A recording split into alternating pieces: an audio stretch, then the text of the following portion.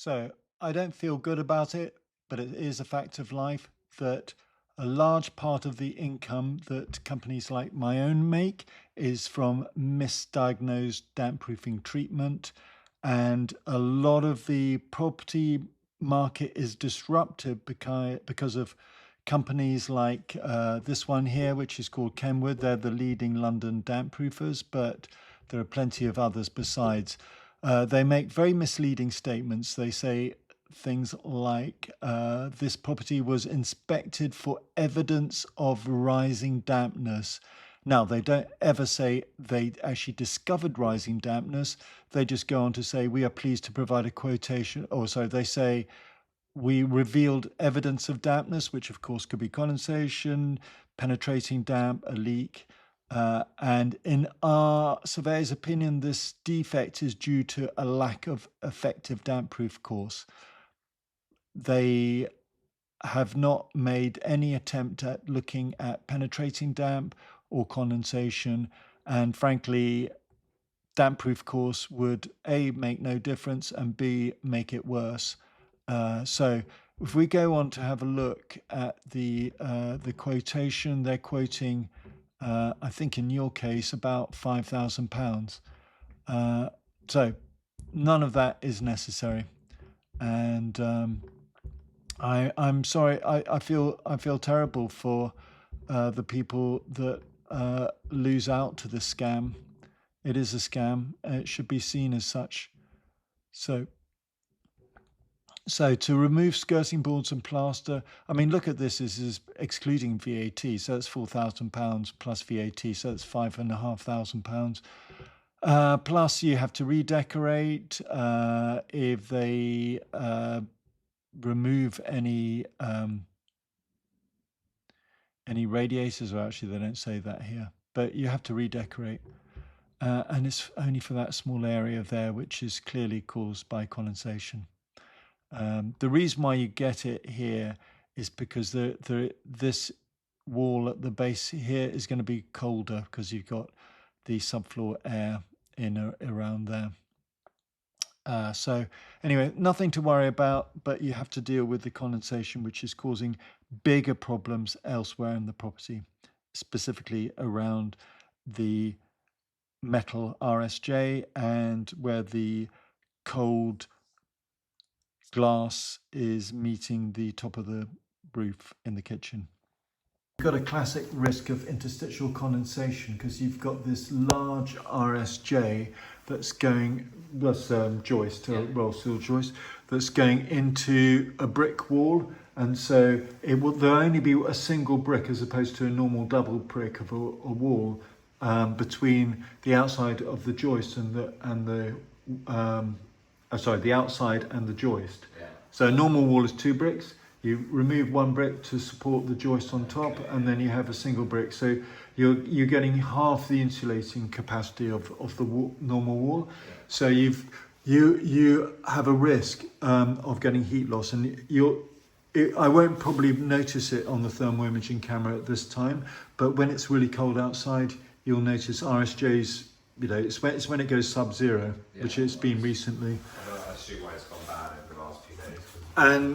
And you got a similar thing here. Yeah. Now, I'm not excluding penetrating damp, but because I'm seeing the same thing within the same area, it makes me think that internal vapor is your primary issue, and I don't see any extractor. Oh, there's one here. There's one, yeah. But they're not very good, these, because they're what are called adjacent fans. And there's a little bit up there as well. There's a bit up there as well.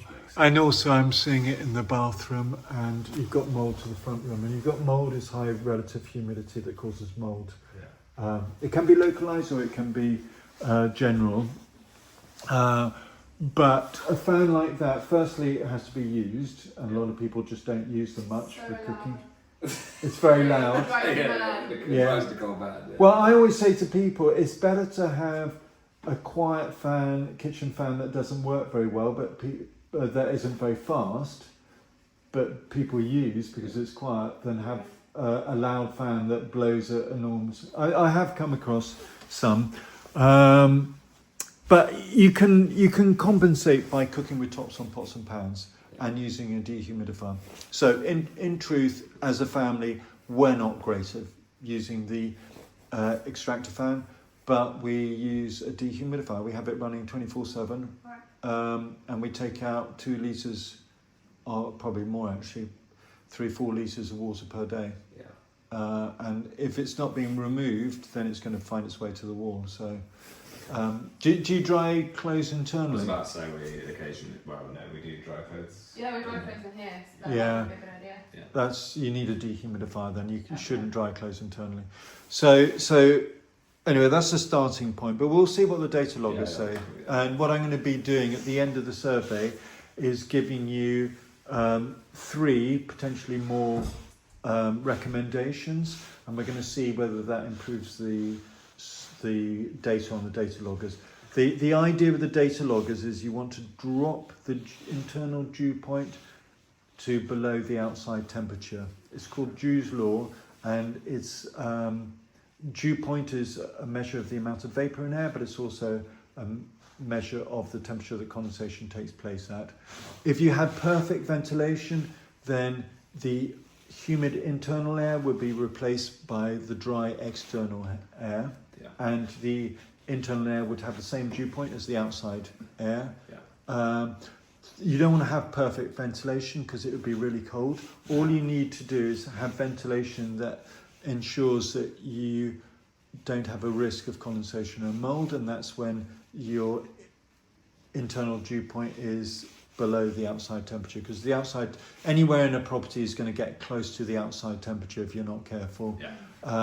Mould will grow within 3 degrees centigrade of the outside temperature, because mould grows with relative humidity, goes above 85%, and roughly speaking, each 1 degree difference between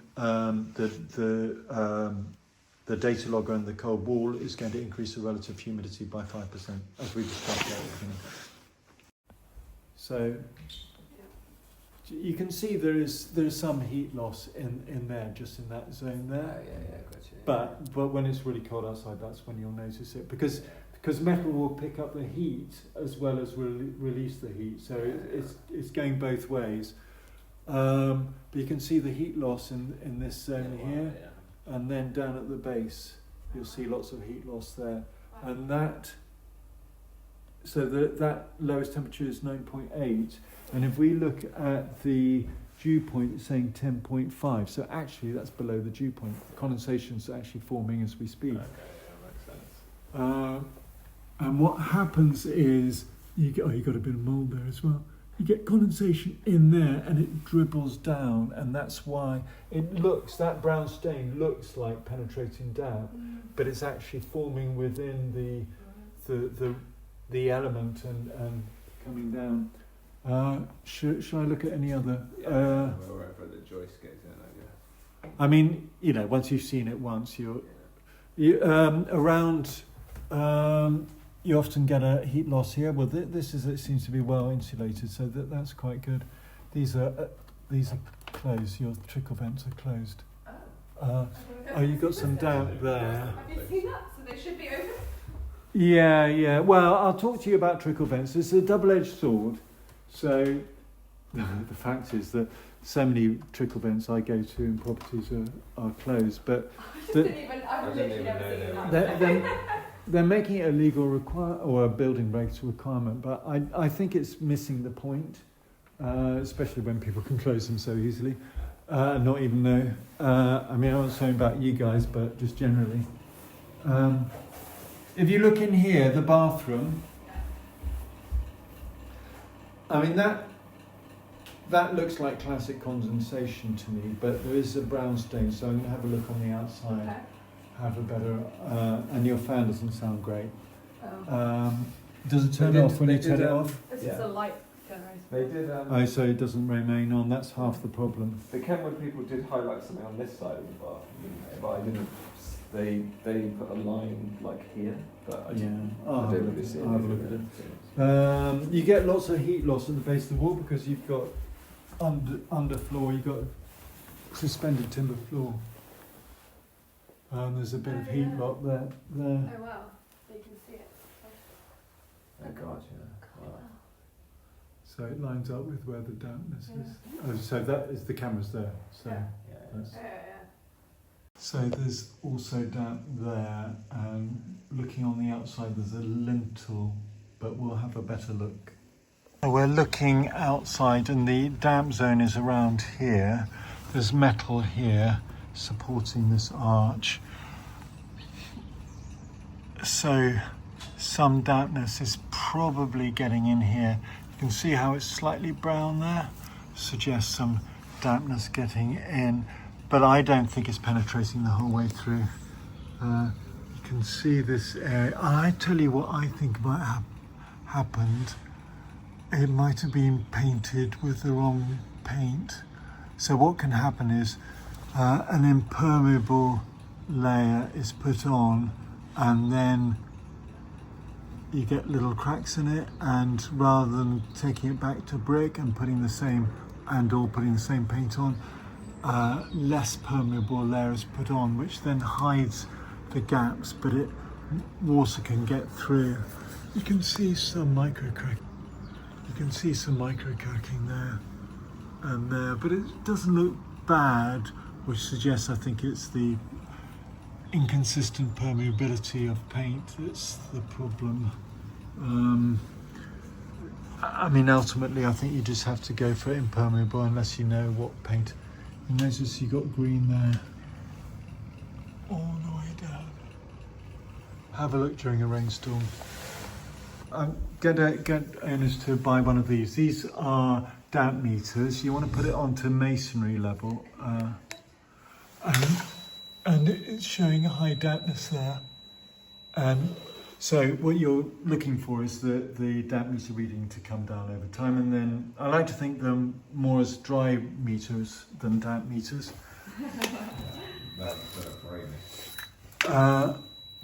Because they're better at telling you whether the wall is dry rather than telling you the wall is damp. Because they can be quite fluky on. There you go. And then I'll go into the bedroom. Move it from there to the damp bit. Just a bit of the damp again, yeah. There you go. So it's showing 16. It's showing a good through flow, so it's more than adequate. But it's not remaining on. I'm going to see if I can extend it. The thing to know that virtually everyone gets wrong is to keep the door closed, because you want the vapour to go that way and not that way. Yeah. I experimented with showering with the door open and closed for a while with the loggers, and I noticed it didn't actually make really any difference. So we do it closed. But what within the room? Yeah. Or externally? Within the room. Well, I would say if you put a data logger above the door, and outside the door, and then do before and after, and do what's called dew point differential, which you'll see on graphs. So with the damp.ai/detect, you've got the option of putting 2 data loggers in, and the reason for that is getting comparison. Okay, nice, yeah. And that allows you to do what is called looking at the dew point differential, and that's the difference between the vapour in one room compared to another room. Yeah, okay. So there's a timer there.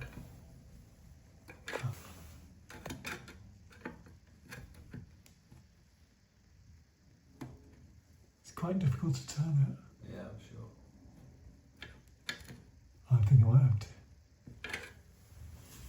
The philosophy behind keeping the door closed is to reduce the amount of vapour that come from the bathroom to the rest of the property. Yeah. There are 4 primary sources of vapour in the residential property. There's bathroom, which is about half a litre per person per day, or per shower. And if you have 2 showers a day, depends if they're cumulative, as in one person immediately after the other one won't be so much. But that's a big source of vapour. There's drying clothes internally, which with the regular washing that we nowadays do, that's about half a litre per person per day. Cooking is about a quarter of a litre per person per day. Respiration is 3/4 of a litre, so it's the biggest one. There was a massive increase in condensation and mould during COVID. And then makes sense. And then post-COVID, there's obviously people working from home. Yeah. And it's not just the respiration, but it's also I also noticed you have gym equipment here as well. You know, that obviously you're working harder, you're going to generate more respiration. But also, if you're working from home, you're using the kettle, you're perhaps cooking lunch, all of these things add to it. Yeah. Any plants? So I don't...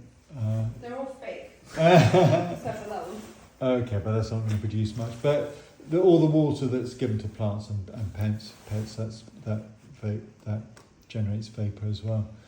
So if it doesn't go out, it will remain indoors and find the colder zones like that. Get yourselves a dehumidifier, 20 litre plus dehumidifier. Consider a continuous flow bathroom extractor fan. I'll look at the one upstairs and see if we can improve that. Is there a best practice humidifier? What use of, or no, like a 20 litre plus? Brand or like a... I'm going to do a thing on dehumidifiers. I mean, I it's quite mature technology, but I'm going to do a bit of competition between dehumidifiers and in the same environment, see which one produces the most. And where would you put it? So, good question. Either in the source of the vapour, which probably is going to be here next to the close, or the problem, which would be, any one of these rooms has a problem. So I'd put it near the source. Yeah. So drying clothes and cooking, so it's clear that it's going to be here. And whenever going away, really, really important, run a dehumidifier. I would set it to 70% relative humidity. I'd have it sitting here, dripping into the sink using a drain. You get a plastic drain that comes out of it. Some of them they're not that heavy, but they're heavy enough. Yeah, so we typically go to South Africa for 6 weeks. There you go. What, in winter or summer? No, we're going soon. In a couple of weeks. Yeah, so we're going to Discovery. And you'll save yourself money in lots of different regards, but you'll save yourself money and carbon footprint because you won't need to heat the property so much. You just have the heat set to like 2 or 3 degrees centigrade as the trigger for heat. You don't need more than that to stop it freezing. Dehumidifier will do all the work, and it's much cheaper than heating a place. And secondly, if you reduce the humidity, you will feel warmer. In a cold environment, if it's humid, you feel colder. You'll be reaching for the thermostat. There's another zone here. In a cold environment, it's the opposite in warm environment. So you can reduce your energy consumption, your carbon footprint, and then you reduce your risk of that and all the other ones. So dehumidifiers are win-win, but you need to understand them, you need to look after them and befriend them. That's right. I'm actually befriending technology. They also make less noise than a kitchen extractor fan. So there you go. Another type of damp proofing treatment, I think they're called Dalton or something like that. Against rising damp, apparently. There you go. There's more plants there, which is not. Oh, there's heat loss. We've got a bit of metal there, right in the corner. I think that's the mould is on the inside of that, and that metal will cause heat loss as well. There's some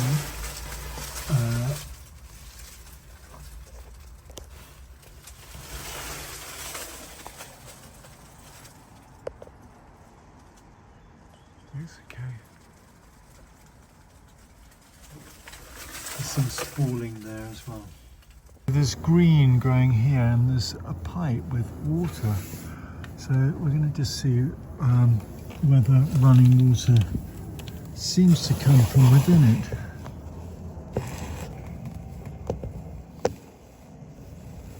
Although it could be just water. Actually, to be fair, the water the moss is higher up. It could be that this is overflowing. Just check it during okay. It could be that it's overflowing at the hopper. You really need to check during a rainstorm to see what's happening. But I was just going to say, you've got heat loss here, which is probably something to do with the design and probably for a good reason, but it is just next to where the steel is. Or, no, maybe the steel's lower down. The steel's down there. But anyway, it's a zone of heat loss. Probably without a corresponding ventilation. This is the roof, yeah. There's a lot of mastic and there's a thing there suggesting that they had a lot of trouble with it in the past. Do you see how this is all sealed up? Suggesting that it wasn't rainwater and that it was interstitial condensation, misdiagnosed. There is a bit of a gap there, but I'll just move this out so that there's no risk. But I mean, there's theoretically a gap there, but I really doubt rainwater. Have a look during a rainstorm, see where the rainwater goes to. There you go, that should be fine. I think it's interstitial condensation. Having said that, again, you can see green there, and green there, and green there.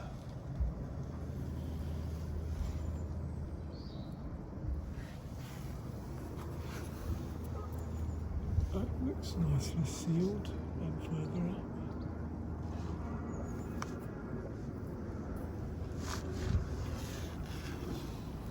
What happens is if you get condensation within this wall, it won't evaporate as quickly and therefore it'll hold moisture for longer. So this is a really good way of logging over time how the wall is drying out. I sometimes use where the sound starts, so just mark there, and then over time it will dry down. Well, you also get heat loss around the system because of the water in there. This is sticky. It's not damp, it's just stickiness. That's damp, yeah.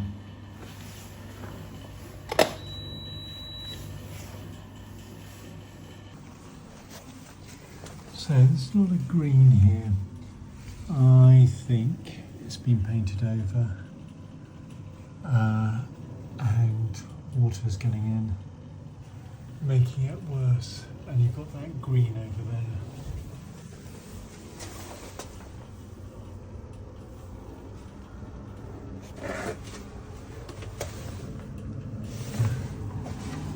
Looks like it might have been damp proofed in the past. Oh no, that's the subfloor void that's been blocked up. I'm not sure what all of this is. Oh, I suppose sticking the plastic up. Not really sure, that's a good thing. Have a think about that. The water is draining in over here. And you've got this issue here as well. There is this fan, which is not great. It's adjacent in a kitchen where this is only an approximation, but it'll give us a pretty good idea. Oh, it's not even coming out. No, it needs to be much faster. It should be 60 litres a second. It's about 10.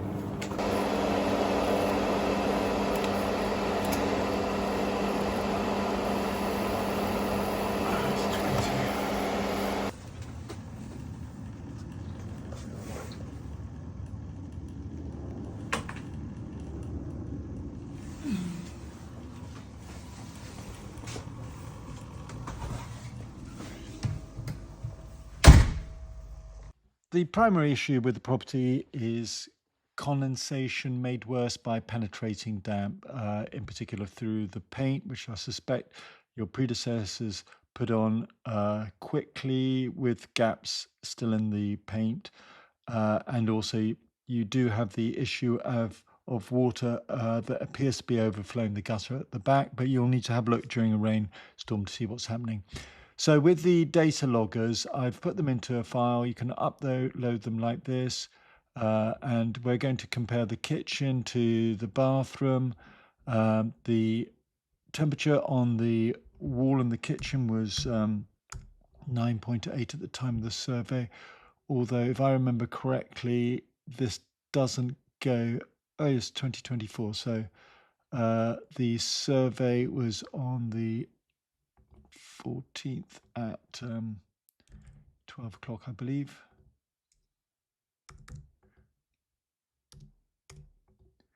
So what it's showing me is this green line here is what's called the surface relative humidity. And if we're looking at the 14th, there have been some improvements, possibly not necessarily as good as it could be. But you can see this area here, you were getting condensation in those cold metal zones. And also there's a risk of mold because it's above 85% for long periods of time. Came down here and here, but it's even so, it is pretty high. And what you need to look at is the dew point line, and the dew point line should be below the outside temperature, otherwise you have a risk of condensation. This line here tells me the dew point differential, and it's showing me when the vapor is, well, actually above zero, and there's more in the kitchen compared to the bathroom. So the rest of the time there's a lot more in the bathroom. And that's because the ventilation isn't working properly in the bathroom. I did improve it, but I think you need to put in a continuous flow bathroom extractor fan. It goes for upstairs as well. And this red line is obviously the temperature, and this pink line is the outdoor temperature. So you want to be keeping this blue line below the pink line. If you press the analysis, you can see what percentage of time. So you're only 31% of the time you're keeping it below the outdoor temperature, and you want to be most of the time. I mean, obviously when it's very cold, it's hard to do it, but this blue line is the external dew point, and a well ventilated property will have the same internal vapor as external vapor, but you don't want to be overly ventilated. However, you do want to make sure this is below the pink line. So follow my recommendations, which I have in the description alongside this video. Thank you.